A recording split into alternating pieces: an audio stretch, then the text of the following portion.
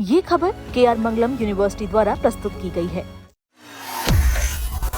गर्मियों में air conditioner यानी AC अब लग्जरी नहीं बल्कि जरूरत बन चुका है।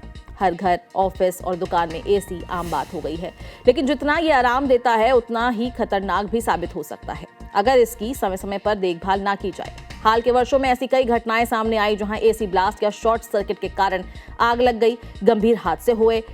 लेकिन एक्सपर्ट का कहना है कि AC कभी अचानक नहीं फटता। ब्लास्ट या आग लगने से पहले ये कई चेतावनी संकेत देता है। समस्या ये है कि 90% लोग इन संकेतों को नजरअंदाज कर देते हैं।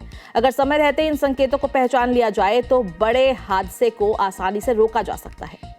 अगर आपका AC ठंडी हवा देने के बजाय अचानक गर्म हवा देने लगे तो इसे बिल्कुल हल्के में ना लें।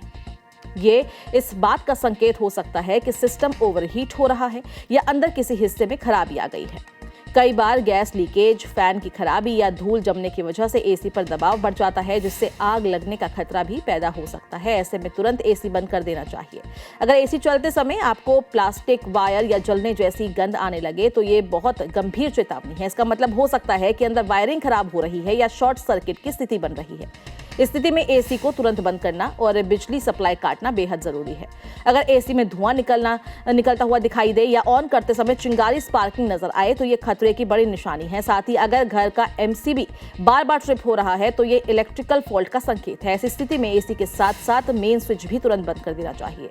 अगर AC चलते समय तेज आवाज करे, खड़खड़ाहट या अजीब सी वाइब्रेशन महसूस हो तो इसे सामान्य समझने की गलती बिल्कुल ना करें। यह कंप्रेसर या अंदरूनी पार्ट्स की खराबी का संकेत हो सकता है। ऐसी आवाजें लंबे समय तक अनदेखी करने पर गंभीर नुकसान का कारण बन सकती है। अगर AC सही से ठंडा नहीं कर पा रहा, पाइप पर बर्फ जम रही है या अजीब सी गंध आ रही है तो ये गैस लीकेज का संकेत हो सकता है।